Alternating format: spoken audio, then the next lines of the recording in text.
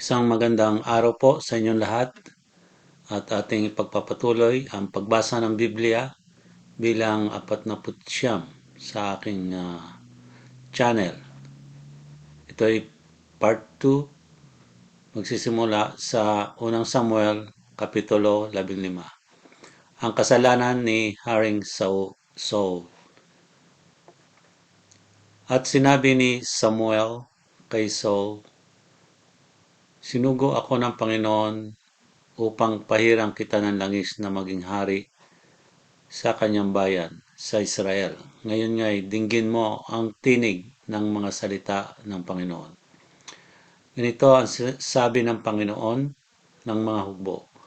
Aking tinandaan niya ang ginawa ni Amalek sa Israel, kung paanong siya'y humadlang sa kanya sa daan nang siya'y umahon mula sa Ehipto.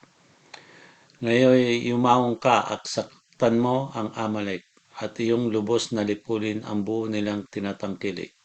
At huwag kang manghinayang sa kanila, kundi patayin mo ang lalaki at babae, sanggol at sumususo, baka at tupa, kamelyo at asno. At pinisan ni Saul ang bayan at binilang sila sa Telaim, 2,000 lalaki na naglalakad at 10,000 lalaki sa Huda. At dumating si Saul sa bayan ng Amalek at bumakay sa libis.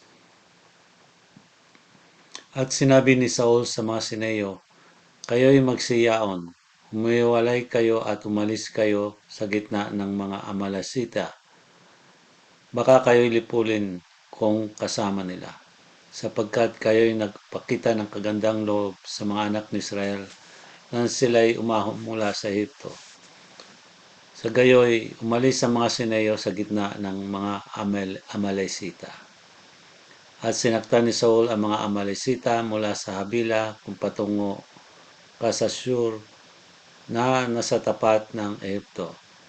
At kanyang kinuhang buhay si Agag na hari ng mga Amalekita at lubos na nilipol ang buong bayan ng talim ng taba. Ngunit pinanghinayangan ni Saul at ng bayan ang bayan si Agag at ang pinakamabuti sa mga tupa, sa mga baka at sa mga pinataba at sa mga kordero. At lahat ng mabuti ay yaong mga hindi nila lubos na nilipol. Ngunit bawat bagay na hamak at walang kabuluhan ay kanilang lubos na nilipol.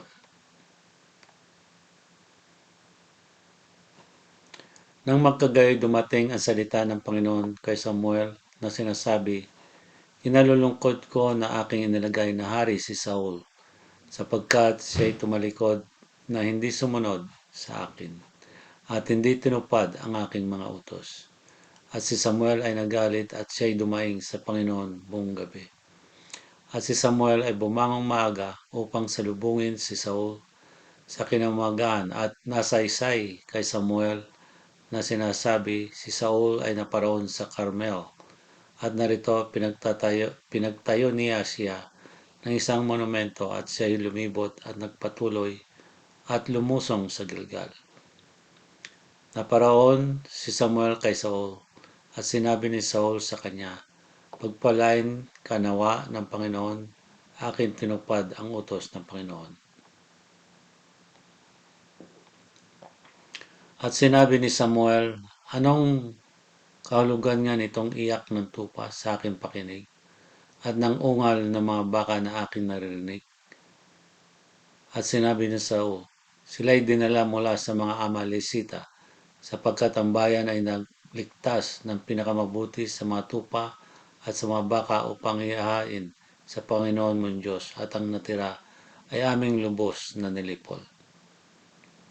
Nang magkagayoy, sinabi ni Samuel kay Saul, tumigil ka at aking sasaysayin sa iyo kung ano ang sinabi ng Panginoon sa akin ng gabing ito. At sinabi niya sa kanya, sabihin mo. At sinabi na Samuel, bagaman ikaw ay maliit sa iyong sariling paningin, hindi ka ba ginawang pangulo sa mga lipi ng Israel at pinahirang ka ng langis ng Panginoon na maging hari sa Israel? At sinugo ka ng Panginoon sa isang paglalakbay at sinabi, ikaw ay yumaon at iyong lubos na lipulin ang mga makasalanang Amalesita at labanan mo sila hanggang sila'y malipol. Bakit nga hindi mo sinunod ang tinig ng Panginoon? Kundi ikaw ay dumaluhong sa pananamsam at ikaw ay gumawa ng masama sa paningin ng Panginoon. At sinabi ni Saul kay Samuel, Oo, aking sinunod ang tinig ng Panginoon at ako'y yumaon sa daan na pinagsuguan sa akin ng Panginoon at aking dinala si Agag na hari ng Amalek at aking lubos na nilipol ang mga Amalesita. Ngunit ang bayan ay kumuha sa samsam na mga tupa at mga baka at ng pinakamabuti sa mga itinalagang bagay upang ihain sa Panginoon mong Diyos sa Gilgal. At sinabi ni Samuel, nagtataglay kaya ang Panginoon ng napakadakilang pagkatuwa sa mga handog na susunugin at sa mga hain na gaya sa pagsunod ng tinig ng Panginoon. Narito, ang pagsunod ay maigi kaysa hain at ang pandinig kaysa taba ng mga tupang lalaki.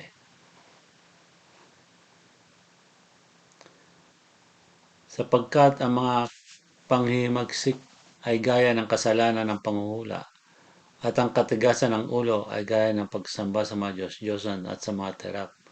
Sapagkat dahil sa iyong tinakwil ang salita ng Panginoon ay kanya namang itinakwil ka upang huwag ka nang maging hari.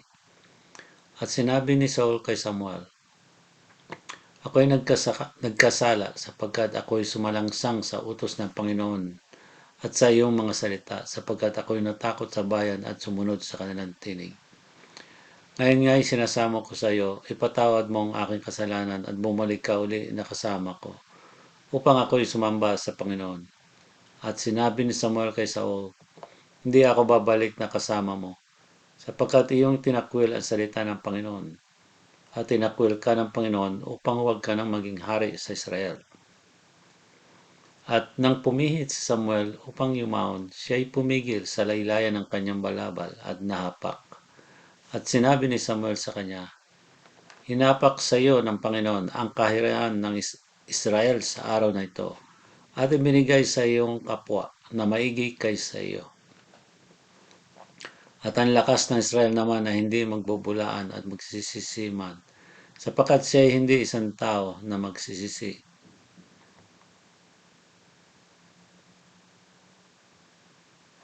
Nang magkagayoy, kanya sinabi, ako'y nagkasala, gayon may parangalan mo ako ngayon.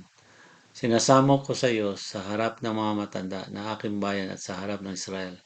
At bumalik ka uli na kasama ko upang aking sambahin ang Panginoon mong Diyos. Gayon bumalik uli ng sumunod si Samuel kay Saul at sumamba si Saul sa Panginoon.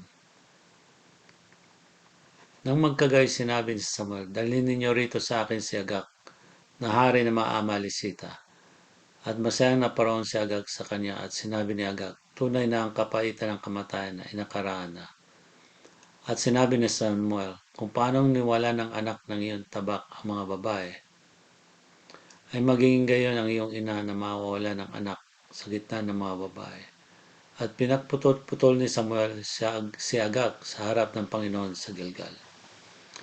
Nang magkagay na paraon si Samuel sa Rama at si Saul ay sumampa sa kanyang bahay sa gaba ni Saul. At si Samuel ay hindi na bumalik na napakitang muli kay Saul hanggang sa araw ng kanyang kamatayan, sapagkat tinangisan ni Samuel si Saul, at ang Panginoon ay nagdamdam ng kanyang nagawang hari, si Saul sa Israel.